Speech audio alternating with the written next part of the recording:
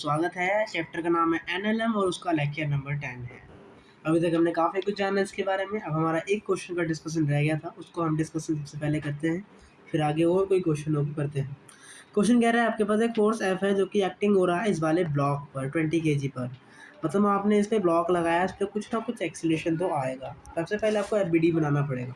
Late आप जो F बना रहे हैं वो एफ हम ग्राउंड के फ्रेम में नहीं, हम इसके ऊपर फ्रेम में जाके बनाते हैं।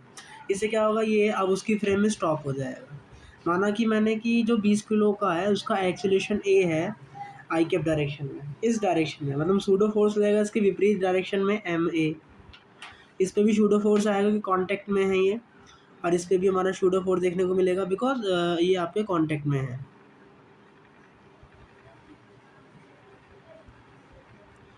अब यू हैव सी कि आपके पास 2 किलो का जो ब्लॉक है उस पर ऊपर टेंशन लगेगी और नीचे की तरफ इस पे 20 वही 2G का फोर्स लगेगा। इसके ऊपर एक एक्सीलरेशन भी है और चूंकि कांटेक्ट सरफेस में है तो इस पर एक नॉर्मल लगेगा इस डायरेक्शन में, और उसका अपोजिंग करने के लिए एक नॉर्मल इस डायरेक्शन में लगेगा।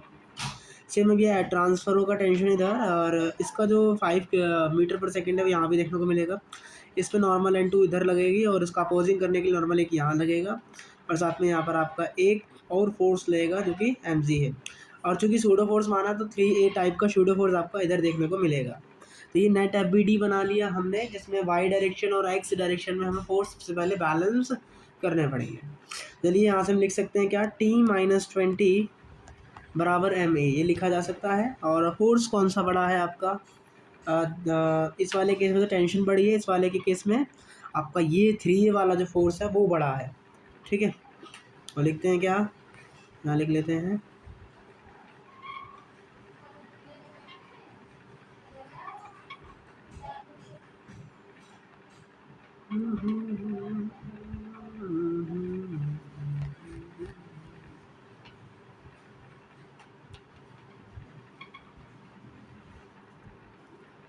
चलिए, तो हमने सबसे पहले एफ बना लिया। अब आप ये सब को देख के आप क्या लिखेंगे, यहाँ पे आप ये लिखेंगे जैसे ऊपर वाले डायरेक्शन में 3A minus t is equals to आपका हो गया कितना, 3A minus t is equal to M a, और मास 5 है मतलब 15।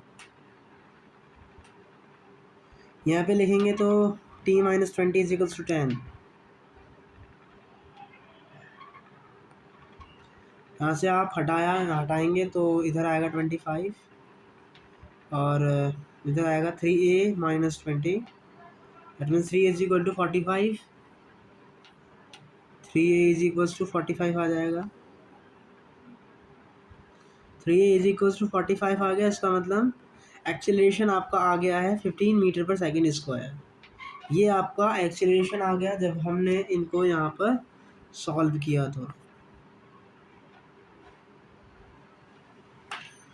ये हमारे यहाँ पे क्या आ गया, एक्सीलरेशन आ गया। अब देखो एक्सीलरेशन आ गया तो बाकी की चीज़ें भी फाइंड कर सकते हैं। अब जैसे मुझे आपका फोर्स नॉर्मल निकालना हुआ तो नॉर्मल कैसे निकालेंगे, क्योंकि एक्सीलरेशन का वैल्यू आपका कितना आया है, तो 15 आया है शायद। तो 30 न्यूटन का फोर्स इधर लगेगा, 15 दूनी 30 न्यूटन का, और जो कि N1 के बराबर है। अगर यहाँ से कंपैरिजन करोगे तो इस तरीके से आपका नॉर्मल 130 न्यूटन आ गया, N2 30। तो बेसिकली जो नॉर्मल 2 है आपका विच इज़ इक्वल्स टू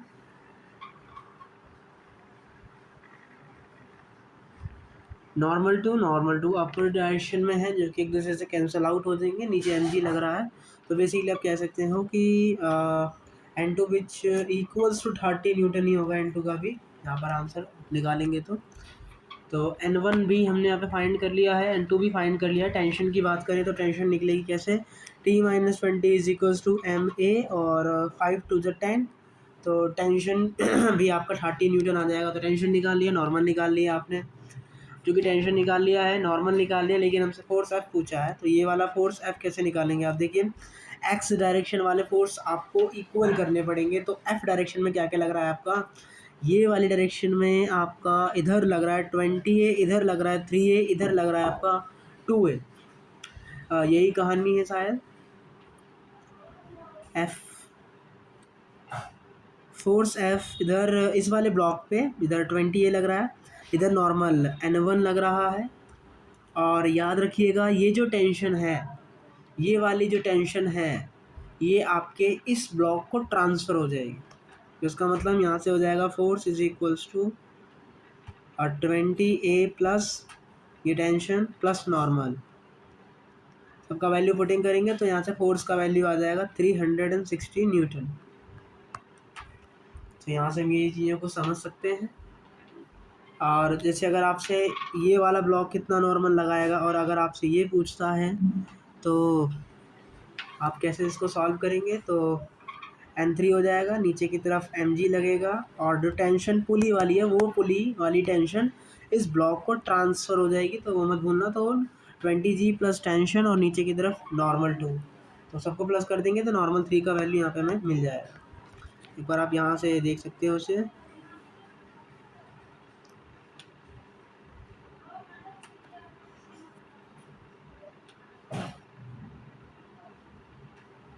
ये हमारा क्वेश्चन था, इसका यहाँ पे डिस्कशन हमने किया। आप इसका यहाँ पे सॉल्यूशन देख सकते हैं सही से।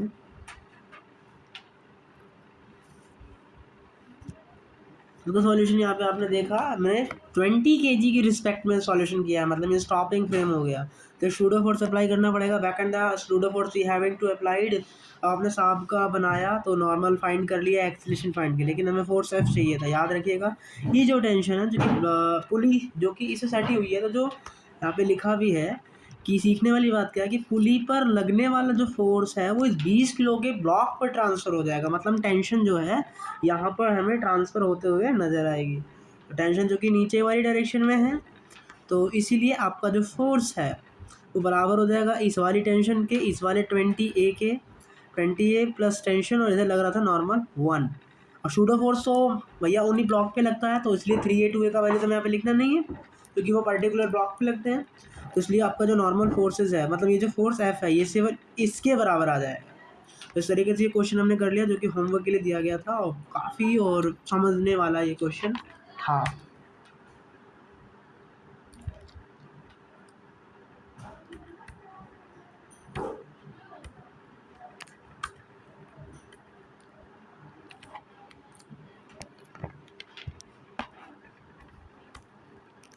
चलिए, तो हम अपनी फ्रिक्शन की गाड़ी को आगे बढ़ाते हैं। तो फ्रिक्शन में हमने क्या पढ़ लिया था, हमने पढ़ा था कि friction always oppose relative motion और टेंडेंसी ऑफ रिलेटिव मोशन। मतलब friction always opposing the relative motion, relative motion का अपोज करता है ये, याद रखिएगा। Friction always opposing the relative motion, हमने कल भी पढ़ा था इसके बारे में। और अगर किसी फ्रेम में वेलोसिटी है किसी ब्लॉक को, तो उसके केस में जो फ्रिक्शन के आता है वो आपका म्यू के इंटू नॉर्मल आता है। और ध्यान रखिएगा ये आपके पास m है, इस पर नॉर्मल ऊपर लगेगा तो n बराबर mg आ जाएगा। ठीक है, अपर डायरेक्शन में, तो वहाँ से आप नॉर्मल ऐसे निकाल सकते हैं। कल हमने काफ़ी अच्छे जाना था, हमने जाना था कि अगर इंक्लाइन पर मोशन हो रहा है तो उसके केस में अगर आपको एक्सीलरेशन निकालना है तो कैसे निकालेंगे। आप इसको याद भी कर सकते हैं। अगर एक्सीलरेशन इस डायरेक्शन में है, वेलोसिटी अपोजिट डायरेक्शन में है, तो उसके केस में आपको जो फ्रिक्शन आता है वो आता है आपका acceleration is equal to g bracket में sine theta plus mu cos theta. लेकिन अगर दोनों ही से एक ही डायरेक्शन में है, इस डायरेक्शन में, तो आपका क्या आता है g sine theta minus mu cos theta. बेशक अगर हम भूल रहे हैं तो हम इसको निकाल सकते हैं, ज़्यादा समय इसमें नहीं लगेगा। चलिए, फ्रिक्शन के टॉपिक को आगे बढ़ाते हैं और अपना पहला क्वेश्चन यहाँ पे ट्राई करते हैं। देखिए आपका पहला क्वेश्चन क्या कह रहा है, the block of mass m is projected on a ground with initial velocity v naught. Okay, x बराबर 0 as show, find total distance travel by block, शायद हमने कल भी किया था। इफ़ म्यू वेरी, अच्छा इस बार म्यू वेरी कर रहा है। देखो कभी भी म्यू वेरी करेगा और आपको टोटल डिस्टेंस निकालना पड़ेगा। तो सबसे पहले तो आप एक्सीलरेशन निकालोगे, लेकिन एक बार जो एक्सीलरेशन निकालोगे आप उसकी वैल्यू को आप गति के समीकरण में या फिर आपने जो 3 समीकरण पढ़े थे उसमें नहीं लगा सकते, क्योंकि यहाँ पर आपका जो भी एक्सीलरेशन होगा, क्योंकि म्यू वेरिएबल है तो इसीलिए आपका एक्सीलरेशन भी वेरिएबल देखने को मिलेगा। तो समझिए कैसे करना है। तो इस पर नॉर्मल लगेगा अपवर्ड डायरेक्शन में, यू हैव सी, और नीचे की तरफ इस पर mg फोर्स लगेगा और इसको अपोज करने के लिए फ्रिक्शन लगता है, कुछ की काइनेटिक लगेगा बिकॉज इसके पास वेलोसिटी है। नॉर्मल बराबर mg है, मतलब friction kinetic is equals to value आएगा आपका म्यू इंटू नॉर्मल। तो म्यू इंटू में नॉर्मल, नॉर्मल कितना आ गया mg, म्यू इंटू mg, चूँकि म्यू का वैल्यू ax दिया है, that mean friction of kinetic is equals to क्या आ जाएगा, म्यू ax mg। तो यहाँ से आप क्या कह सकते हैं, यहाँ से आप कह सकते हैं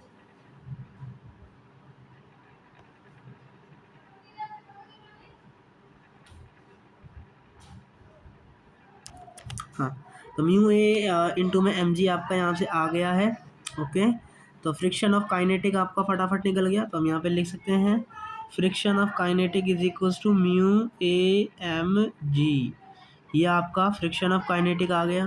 फ्रिक्शन ऑफ काइनेटिक आ गया, लेकिन हमें एक्सेलरेशन चाहिए, इस डायरेक्शन में और कोई फोर्स नहीं लग रहा है, इसका मतलब आप क्या कहेंगे, friction of kinetic is equals to M A, mass से मास गया, तो इस तरीके से ए का वैल्यू आपका आ जाएगा। ओके, क्योंकि यहाँ ए दिया है तो मैं एक्सीलरेशन को ए डैश बोल देता हूँ। तो इस तरीके से आपका जो एक्सीलरेशन है ए डैश, उसका वैल्यू आ जाएगा म्यू ए एक्स जी। ये आपका एक्सीलरेशन आ गया। यू हैव सी कि एक्स का वेरिएबल है, एक्स वेरिएबल होता है। चूँकि एक्स वेरिएबल है, इसका मतलब क्या होगा, इसका मतलब ये होगा कि आपका जो भी एक्सीलरेशन है वो वेरिएबल होगा। अभी आपको पढ़ाया, देखिए, तो ये क्वेश्चन था अपना। देखिए, ये अपना आ गया फ्रिक्शन काइनेटिक का वैल्यू म्यू के एम जी। म्यू के का वैल्यू ए एक्स दिया है, इसका मतलब ए एक्स एम जी, और यही एम ए के बराबर होगा।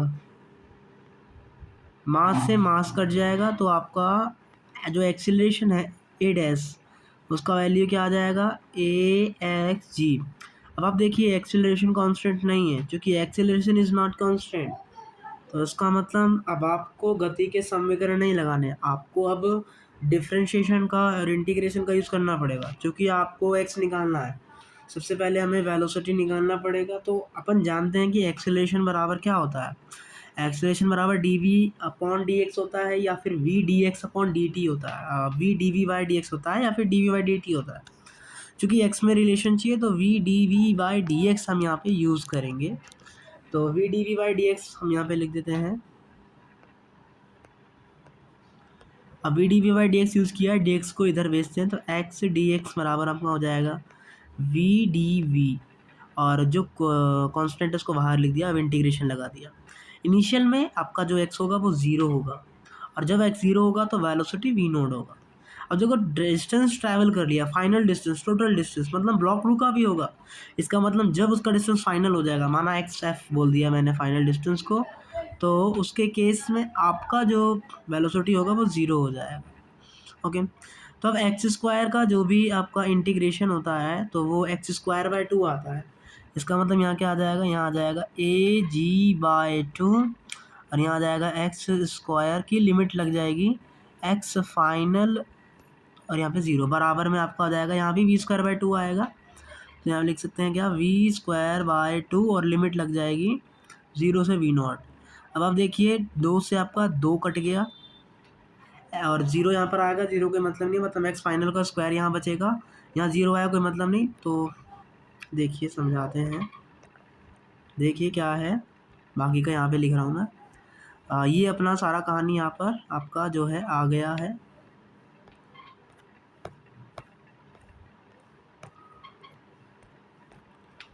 ये जो है आपका कहानी जितना भी है वो सारा, देखिए ये सब अपना आ गया है। क्या क्या आ गया अपने पास, ए जी, तो एक्स फाइनल का स्क्वायर यहाँ लिख सकते हैं, ए जी एक्स फाइनल का स्क्वायर माइनस ज़ीरो बराबर में वी स्क्वायर, मतलब पहले ज़ीरो फिर माइनस में वी नोट का स्क्वायर। तो यहाँ क्या बचेगा आपका, एक्स फाइनल का स्क्वायर, हमने शायद कहीं मिस्टेक किया है, क्योंकि माइनस में नहीं आना चाहिए। हाँ, क्योंकि ब्लॉक का एक्सेलेरेशन इस डायरेक्शन में है, मतलब वेलोसिटी इस डायरेक्शन में है, तो minus V D V by D X आएगा, तो माइनस का साइन यहाँ पे लगेगा, और क्योंकि डायरेक्शन अपोजिट है दोनों का, यहाँ भी इट इज़ एक्सप्लेन किया गया है। अगर वेलोसिटी एक्सेलेरेशन का डायरेक्शन डिफरेंट होता है तो minus V D by D X लेते हैं, और सिमिलर सेम डायरेक्शन में होता है तो पॉजिटिव साइन लेते हैं, क्योंकि अलग अलग डायरेक्शन में, अपोजिट डायरेक्शन में है उसका एक्सेलेरेशन। सो रिटार्ड करना, वेलोसिटी को ज़ीरो करना है, मतलब आपका जो एक्सेलेरेशन होगा वो नेगेटिव डायरेक्शन में होगा ना। अगर सेम डायरेक्शन में एक्सेलेरेशन होगा तो वेलोसिटी को स्पीड अप करेगा, तो भैया ब्लॉक कभी रेस्ट में आएगा ही नहीं, तो मतलब डायरेक्शन तो अपोजिट करना पड़ेगा। और अगर डायरेक्शन अगर उसका अपोजिट होगा तो यहाँ पे माइनस का साइन आएगा, तो माइनस एक्स स्क्वायर एफ बराबर माइनस वी नोट स्क्वायर, और डिवाइड में ए जी आ जाएगा, माइनस से माइनस कट गया, और एक्स फाइनल का यहाँ पे इंटीग्रेशन कर लेंगे, तो इस तरीके से आपका यहाँ पे आंसर आ जाएगा वी नोट अपॉन में रूट ए जी। तो जो फाइनल डिस्टेंस वो ट्रैवल करेगा आपका ब्लॉक होके आएगा वी नोट बाय रूट ए जी। तो ये हमने सारा सॉल्यूशन देखा, चीज़ें समझी कैसे किया, आप देख सकते हैं यहाँ पे सीधे सॉल्यूशन लिखा गया है, आप इनको समझ सकते हैं यहाँ से। काफ़ी इजी क्वेश्चन था, कुछ भी नहीं करना था, पहले आपने एफबीडी बनाया, चूँकि एक्सेलरेशन कांस्टेंट नहीं था तो हम ये तरीका यहाँ पे यूज़ करने वाले हैं। और ये याद रखिएगा, क्योंकि स्पीड अप करना है तो अपोजिट सेम डायरेक्शन में होना चाहिए, और अगर उसको स्पीड डाउन करना है तो अपोजिट डायरेक्शन में होना चाहिए, सिंपल सी बात। एक और क्वेश्चन आपके स्क्रीन पे ये रहा, आप यहाँ पे चेकिंग कर सकते हैं, आपको पास ये ब्लॉक दिया है जिसका इस डायरेक्शन में वी नोड है, क्योंकि मैं तो फॉर्मूला मुझे याद नहीं है, मैं स्टार्टिंग से एफबीडी बना के ही करूँगा, फटाफट एफबीडी बना सकते हैं हम, ये काम जरूर कर सकते हैं। पीछे की डायरेक्शन में आपका एक काइनेटिक फ्रिक्शन लगेगा, और इसी डायरेक्शन में mg sin थीटा भी लगेगा, कई बार काम कर चुके हैं हम तो अब इसको फटाफट बता सकते हैं। mg sin 37 लगेगा, ऊपर के डायरेक्शन में नॉर्मल लगेगा, और नीचे आपका क्या लगेगा, mg cos 37 लगेगा, ऊपर लगेगा हमारा mg cos 37, mg cos 37 लग गया ऊपर, ठीक है। और देखिए म्यू का कोई वैल्यू दिया है आपको, म्यू का वैल्यू 0.5 दिया है, तो फ्रिक्शन ऑफ काइनेटिक का वैल्यू यहाँ से क्या आ जाएगा, म्यू इंटू नॉर्मल, नॉर्मल कितना है mg cos थीटा, इसका मतलब एफ के का वैल्यू आपका यहाँ से कितना आ गया, 0.5 मल्टीप्लाई में एम जी, क्या मास का वैल्यू दिया है, जी नहीं मास का वैल्यू नहीं दिया, तो हम लिखेंगे जी को आप 10 बोल सकते हैं। और cos 37 कितना होता है, देखो मुझे याद नहीं है, मैं तो चित्री बना लूँगा, 354 53 37 4/5 कितना होता है इसका वैल्यू 4/5, इससे ये कटा, इससे ये कटा, तो कितना आ गया काइनेटिक फ्रिक्शन 4m। ओके ठीक है, आपका काइनेटिक फ्रिक्शन आ गया है सर, और ऐसे यहाँ का वैल्यू भी निकाल लेंगे, इसका वैल्यू कितना होगा 3/5 होगा, mg sin 37 का वैल्यू कितना होगा 3/5, तो इसका मतलब 3/5 मल्टीप्लाई में m मल्टीप्लाई में 10, 5 to the 10 मतलब 6m आ जाएगा, तो इधर लग रहा है 6m का फोर्स, इधर लग रहा है 4m का फोर्स, उधर v नोड है, तो हम क्या लिख सकते हैं 6m प्लस 4m। हमसे पूछा क्या था वैसे, अच्छा ratio of time to ascent of descent, ओहो हो, अपन ने तो ठीक है चलो फ्रिक्शन ऑफ काइनेटिक निकाल लिया ही निकाल लिया, सारी चीज़ें हमने यहाँ पे कर ली है, एक बार इसे एक्सीलरेशन भी देना था, तो टाइम ऑफ असेंट और टाइम ऑफ डिसेंट, चूँकि इसे अभी ऊपर चलना है तो एक्सीलरेशन ऊपर डायरेक्शन में ही होगा, तो 6m प्लस 4m बराबर क्या हो जाएगा एक्सीलरेशन के ma के, तो यहाँ से एक्सीलरेशन का वैल्यू कितना आ गया 10 metre per second square, acceleration आ गया आपके पास, वेलोसिटी को वी नोट माना है, तो टाइम कैसे निकालते हैं, at the top of the point उसका वेलोसिटी 0 हो जाएगा, या उसका जरूरत भी नहीं पड़ेगा, आप क्या लिख सकते हो, अपन ने गति का दूसरा समीकरण बनाया, इस बराबर U T plus half A T square होता है, यू का वैल्यू वी नोट है मल्टीप्लाई में T plus half A T square, half A का वैल्यू 10 लेंगे, टी का स्क्वायर, और आपको टी ही निकालना है, तो वही हम यहाँ पे कर देंगे क्या, एस बराबर U T plus half A T square, तो यहाँ पे वो कहानी लिखा हुआ है, तो एस बराबर क्या हो जाएगा, ये टाइम ऑफ असेंट है, जब वो ऊपर चढ़ रहा था, असेंट, एस असेंट मैंने बोल दिया, एस असेंट सॉरी, इसको तो कुछ नहीं करते इसको ऐसे ही बोलते हैं, तो एस बराबर यू अपना वी नॉट है, और जो टी है उसको टी असेंट बोल देते हैं, प्लस में हाफ ए का वैल्यू 10 आया है, और यहाँ पे टाइम ऑफ असेंट का स्क्वायर। एक काम और कर सकते हैं, अपन यहाँ से स्टार्टिंग करते हैं, तो इसके फ्रेम में इसको 0 मान लेते हैं, वेलोसिटी इसके फ्रेम में 0 मानते हैं, तो मतलब इनिशियल वेलोसिटी v0 है, और फाइनल वेलोसिटी आपका v नॉट है, इसका मतलब इसका वैल्यू 0 हो जाएगा, तो s का वैल्यू डायरेक्ट किसके बराबर आ जाएगा हाफ ए टी स्क्वायर के, तो ये टर्म में लिखने का जरूरत ही नहीं है, डायरेक्ट हम क्या बोल सकते हैं, इस बराबर क्या हो जाएगा हाफ ए टी स्क्वायर के बराबर, क्योंकि हमने वेलोसिटी ऊपर जाएगी तो वो 0 हो जाएगी, तो हमने उसी के फ्रेम में कर लिया आंसर, वही अपनी इनिशियल वेलोसिटी हो जाएगी, तो उसी के रिस्पेक्ट में हम सारे यहाँ पे क्वेश्चन कर रहे हैं, कोई कुछ आंसर चेंज नहीं आएगा, तो इसका मतलब इस बराबर क्या हो जाएगा आपका हाफ ए टी स्क्वायर, ए का वैल्यू 10 आया है, और ये टी ये आपने असेंट वाला बोला है, अब डिसेंट में क्या होगा, बस एक्सेलेरेशन नेगेटिव डायरेक्शन में आ जाएगा, बाकी सब सेम, और एक्सेलेरेशन कितना आएगा, अगर वो नेगेटिव डायरेक्शन में चला जाएगा तो अब ये इसी के बराबर आ जाएगा, तो एक्सेलेरेशन अभी भी 10 ही आएगा, पर डायरेक्शन चेंज हो जाएगा, तो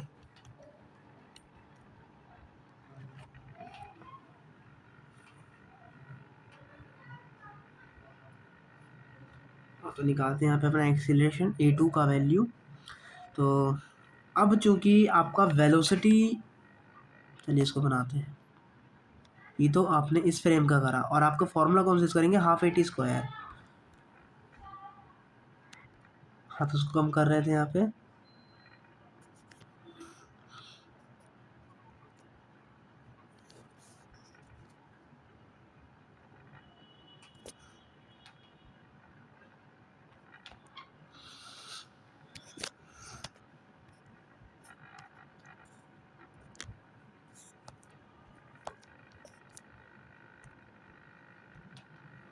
ये वाइट हो गया। देखिए कल हमने एक ऐसा क्वेश्चन भी किया था, मतलब डेरिवेशन जिसे कह सकते हैं, और वहाँ पे सीखा भी था इसको कि करना कैसे है। तो देखो अब क्या होगा, अब हमें क्या निकालना है, टाइम ऑफ असेंट तो अपना आ गया। क्या आया टाइम ऑफ असेंट अपना,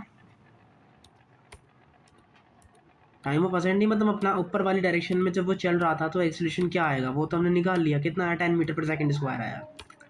अब जो बोलो उसका जब उसको स्पीड डाउन करना है तो एक्सेलरेशन को अपोजिट डायरेक्शन में लगना पड़ेगा, मतलब अभी भी वेलोसिटी इस डायरेक्शन में है लेकिन आपका जो एक्सेलरेशन है वो इस डायरेक्शन में है। तो एक्सेलरेशन का वैल्यू कैसे निकालेंगे, अब आपका क्या होगा, जी साइन थीटा इधर लगेगा, एम जी साइन थीटा बोले तो, और वो यहीं लगेगा, एम जी साइन थीटा हो गया, और क्या लगेगा इधर इस डायरेक्शन में एक्सेलरेशन, यहीं आपका फ्रिक्शन ऑफ काइनेटिक भी लगेगा जिसका वैल्यू क्या आएगा पहले की तरह जी कॉस 30। तो इस बार जो एक्सीलेशन आएगा वो आएगा जी sine theta plus mu G cos theta, sign ही आता है ना इधर, म्यू जी कॉस थीटा। तो इस बार आपका प्लस आ जाएगा, लेकिन जब हम एक्सेलरेशन और वेलोसिटी का डायरेक्शन सेम था तब क्या आ रहा था,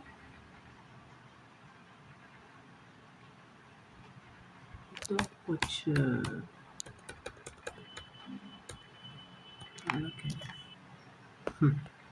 तो ये बता रहे थे कि देखिए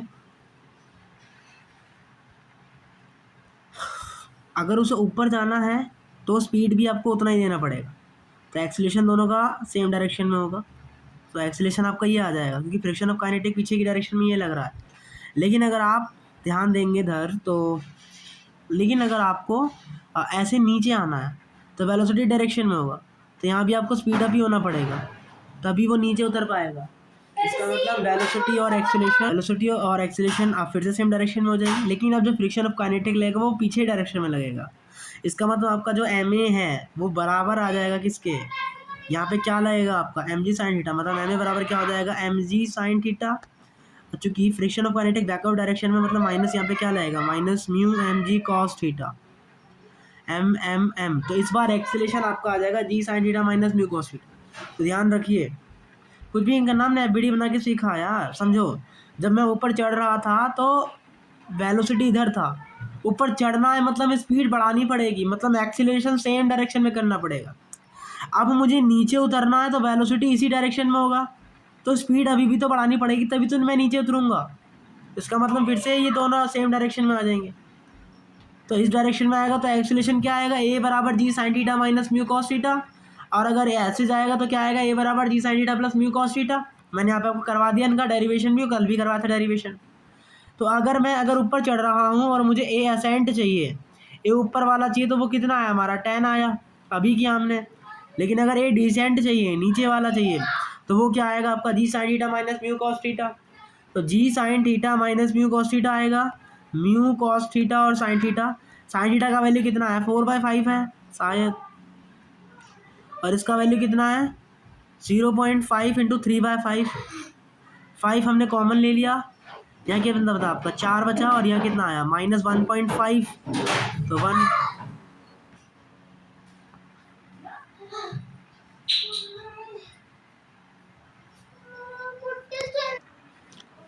तो हाँ तो माइनस करेंगे अपना 4 में से 1.5 माइनस किया तो कितना बचा, 2.5 बचा यहाँ पे, मल्टीप्लाई में 5, तो यहाँ पर क्या आ गया 25 पंजे 125, मतलब 12.5 आ गया आपका एक्सेलरेशन असेंट में।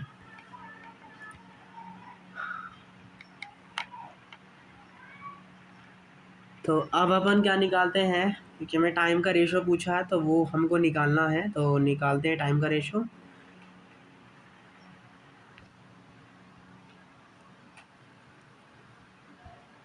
और क्या होता है आपका एस बराबर क्या होता है you T plus half A T square. ये देखिए ये मास है, ये ब्लॉक है, हमने माना जिससे आपका टाइम ऑफ असेंट है या टाइम ऑफ डिसेंट है, तो हमने दोनों के केस में ही उसका इनिशियल वेलोसिटी 0 मान लिया, वहाँ से करेंगे तो भी अपना आंसर सेम ही आएगा। तो इस तरीके से एस बराबर हाफ ए टी स्क्वायर हो जाएगा, चूँकि एस का वैल्यू दोनों में सेम है, ये डिस्प्लेसमेंट तो सेम है इसका मतलब हम क्या बोल सकते हैं, half A ascent T square of ascent का स्क्वायर बराबर क्या हो जाएगा, हाफ ए टी डिसेंट का स्क्वायर और टी डिसेंट का स्क्वायर। हाफ से हाफ कट गया, इसका मतलब क्या लिख सकते हैं हम, टी डिसेंट का स्क्वायर अपॉन टी असेंट का square is equals to A of ascent upon A of descent. Square हटाएंगे तो ये आ जाएगा। तो आप ये डायरेक्ट फॉर्मूला भी याद कर सकते हैं क्या, कि time of ascent upon time of descent, time ऊपर जाने वाला अपॉन टाइम नीचे आने वाला इज इक्वल्स टू एक्सीलरेशन ऊपर जाने वाला बट्टे एक्सीलरेशन नीचे आने वाला। तो अगर एक्सीलरेशन ऊपर जा रहा है तो उसके केस में फॉर्मूला क्या बताया आपको, या तो आप डिफाइन कर सकते हैं जैसे हमने किया, लेकिन वो थोड़ा लंबा पड़ रहा है, डायरेक्ट फॉर्मूला यहाँ पे लगा देंगे, सही रहेगा। तो g sine theta minus mu cos theta, और असेंट के केस में क्या हो रहा है, जी साइन थीटा प्लस, ये डिसेंट है नीचे आ रहा है, ये ऊपर जा रहा है, g sine theta plus mu cos theta, यहाँ पे अंडर रूट, जी से जी कटा आपका। अब आप बाकी का सॉल्यूशन यहाँ पे कर लीजिए। अब बस आपको वैल्यू पुटिंग करनी है, तो वैल्यू पुटिंग करते हैं यहाँ पे। साइन थीटा का वैल्यू कितना होता है, आपका 3/5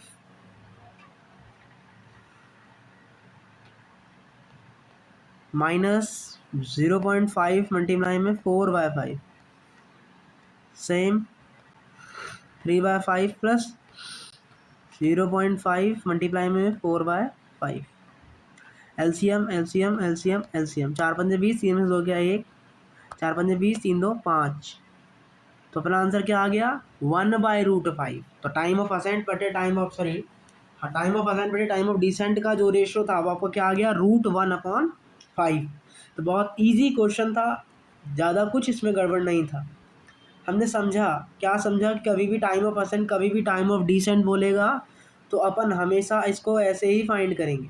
कैसे फाइंड करेंगे, इसकी तरह फाइंड करेंगे कि अपन क्या करेंगे, इसको ऐसे, मतलब उसका जो वेलोसिटी है वो 0 मान लेंगे अपवर्ड डायरेक्शन में। उससे क्या होगा, आंसर पे कोई भी फ़र्क नहीं पड़ेगा। कैसे फ़र्क नहीं पड़ेगा, देखो, एस बराबर U T plus half A T square. अगर मुझे ऊपर वाली डायरेक्शन, जैसे मुझे यहाँ से यहाँ आना है, तो ये क्या हो जाएगा आपका असेंट हो जाएगा, डिसेंट, असेंट हो जाएगा, नीचे उतर रहा है, डिसेंट हो जाएगा। तो उसका इनिशियल वेलोसिटी अब क्या हो जाएगा, 0 हो जाएगा। एक्सीलरेशन और वेलोसिटी दोनों का डायरेक्शन क्या होगा, सेम डायरेक्शन में होगा, तो यहाँ plus half A T square हो जाएगा। लेकिन अगर आप मान लीजिए हमें हमें क्या करना है, हाँ गया डिलीट, हाँ मान लीजिए हमें क्या करना है, हाँ अगर मुझे ये ऊपर जाना है तो क्या करेंगे, हम अभी भी इसको इसी फ्रेम में करते हैं, हम इसको अभी भी इसी फ्रेम में करते हैं, v बराबर 0। बस होगा क्या, वेलोसिटी तो इधर रहेगा, लेकिन अब डायरेक्शन जो है एक्सीलरेशन का वो चेंज हो जाएगा। इसकी वजह से अब जो आएगा वो क्या होगा, s बराबर you we T minus half A T square, जो कि ये वाला है। कोई भी आपका इसमें कोई भी फ़र्क नहीं पड़ेगा, आप चाहे इससे लेके करें चाहे उससे लेके करें, ठीक है। तो चाहे असेंट हो चाहे डिसेंट हो, आपको वेलोसिटी जो इनिशियल है वो 0 मान के करना है। तो इस तरीके से जो भी T1/T2 था वो √A2/A1 के बराबर आ जाएगा। कैसे कि आप यहाँ पे देख भी सकते हैं। देखिए time of ascent time of descent कैसे निकालेंगे। यह आपका पूरा फ्रेम हो गया, यह आपका मास ब्लॉक है जिसपे वेलोसिटी v0 अपवर्ड डायरेक्शन में लग रही है। मुझे असेंट और डिसेंट निकालना है। अगर मैं एसेंट निकालना चाह रहा हूँ तो एसेंट निकालना चाह रहा हूँ मतलब मुझे ऐसे चलना है। मुझे अगर ऐसे चलना है दैट मीन्स कि top most of the point पर आपका वेलोसिटी 0 हो जाएगा। टॉप मोस्ट पॉइंट पर आपका वेलोसिटी क्या हो जाएगा, 0 हो जाएगा। और एक्सीलरेशन किसका रहेगा इधर, इस डायरेक्शन में। वेलोसिटी इधर, एक्सीलरेशन इस डायरेक्शन में, क्योंकि उसे अपना एक्सीलरेशन घटाना है। क्यों घटाना है, द रीज़न इज क्योंकि उसे टॉप मोस्ट पॉइंट पर जाके उसकी वेलोसिटी 0 होनी है। इसका मतलब उसे क्या करना है, अपना एक्सीलरेशन घटाना है। अब अपन क्या मानते हैं, अपन इससे क्या बोलते हैं कि इसको इनिशियल मान लेते हैं और इसको फाइनल मान लेते हैं। तो होगा क्या, एस बराबर U T plus half A T square लग जाएगा। कोई डिफरेंस नहीं आएगा, एस बराबर U T plus half A T square लगेगा, लेकिन अब एक्सीलरेशन और वेलोसिटी का डायरेक्शन डिफरेंट है, तो उसके केस में अब बस minus half A T square हो जाएगा। तो कोई डिफरेंस नहीं आएगा और अपना आंसर यहाँ पे T1 बराबर ये आ जाएगा। अब डिसेंट का केस होगा तो उसमें तो ठीक है, v बराबर 0 से करके अपना यहाँ पे आंसर आ जाएगा। तो हमें ये चीज़ याद करके चलनी है। वरना हम उसे वी नोट मान के चलेंगे तो आंसर अपना लंबा खींचेगा। और अगर अपर डायरेक्शन में अगर एक्सीलरेशन और वेलोसिटी का डायरेक्शन ऐसा है तो आप ये यूज़ करेंगे, और दोनों का डायरेक्शन सेम है तो आप ये यूज़ करेंगे। हमने डेरिवेशन ये आया कैसे वो मैंने करवा दिया है, तो उसमें कुछ सोचने का टाइम ही नहीं है। एक क्वेश्चन और करते हैं। A body of mass 10 kg is moving with an initial speed 20 metre per second. एक बॉडी है जिसका मास 10 किलो है, जो कि 20 मीटर पर सेकेंड की स्पीड से चल रही है, और बॉडी जो है वो 5 सेकेंड में स्टॉप हो जाती है फ्रिक्शन की वजह से। आपको म्यू का वैल्यू जो है यहाँ पे निकालना है। तो ये तो कुछ है ही नहीं क्वेश्चन, मतलब आपको एक्सीलरेशन निकालना है, और मतलब है ही क्या है इस क्वेश्चन में यार। ये मास एम है, इस पे ऊपर नॉर्मल लगेगा, वी वेलोसिटी है मतलब पीछे फ्रिक्शन ऑफ काइनेटिक लगेगा, नीचे की डायरेक्शन में एम जी लगेगा, मतलब नॉर्मल बराबर एम जी आ गया, नॉर्मल बराबर एम जी आ गया, मतलब फ्रिक्शन ऑफ काइनेटिक बराबर क्या होगा आपका, म्यू इंटू एम जी हो जाएगा, जो कि यही किसके बराबर हो गया, एम ए के बराबर हो, क्योंकि और तो कोई फोर्स है नहीं, मतलब ए का वैल्यू क्या आ गया, म्यू जी आ गया, जो कि ए बराबर क्या आ गया आपका, म्यू जी आ गया। दैट मीन्स अब अपने फॉर्मूला लगा सकते हो, क्या क्या लगा सकते हो, v बराबर you plus A T. v का वैल्यू क्या है, ज़ीरो है, क्योंकि आपको फाइनल का पॉइंट पे वैल्यू ज़ीरो करनी पड़ेगा। इसका मतलब आपको क्या आ जाएगा, u बराबर ए टी आ जाएगा। साइन तो हो जाएंगे बैलेंस जो भी हैं, साइन से हमें घबराना नहीं है। तो u का वैल्यू कितना दिया, 20 मीटर पर सेकेंड। हाँ, ये साइन तो नेगेटिव ही आएगा ना एक्सीलरेशन का, इसलिए तो क्योंकि स्पीड डाउन करना है बेसिकली, तो और वो बैलेंस हो जाएगा, साइन का टेंशन लेना ही नहीं अपने को। और डी कितना दिया, 5 सेकेंड, और ए का वैल्यू कितना है, म्यू जी, तो ये क्या आ जाएगा, म्यू जी इंटू 5, 5 4 ज़ा 20 एंड जी डिवाइड बाई 10, तो म्यू का वैल्यू कितना आ गया, 0.4। तो इसका आंसर क्या आ जाएगा, ऑप्शन नंबर डी। बहुत ईजी क्वेश्चन है ये। क्वेश्चन होमवर्क, ये क्वेश्चन होमवर्क, ये क्वेश्चन होमवर्क में है, ये क्वेश्चन भी होमवर्क है, ये क्वेश्चन भी होमवर्क है, ये क्वेश्चन भी होमवर्क है। ये सारे क्वेश्चन आपको होमवर्क में करके लेके आने हैं, बिल्कुल सेम। और वो यहीं पे एक्सप्लेनेशन दिया है कि फाइनल वेलोसिटी अपने को ज़ीरो माननी है, एस दोनों का सेम है, तो इसीलिए अपन यूटी प्लस आप मतलब अपन जो वी है, देखो समझो समझो, अब शायद आप समझ जाओगे, अब आप समझ जाओगे यहाँ पे कैसे, देखिए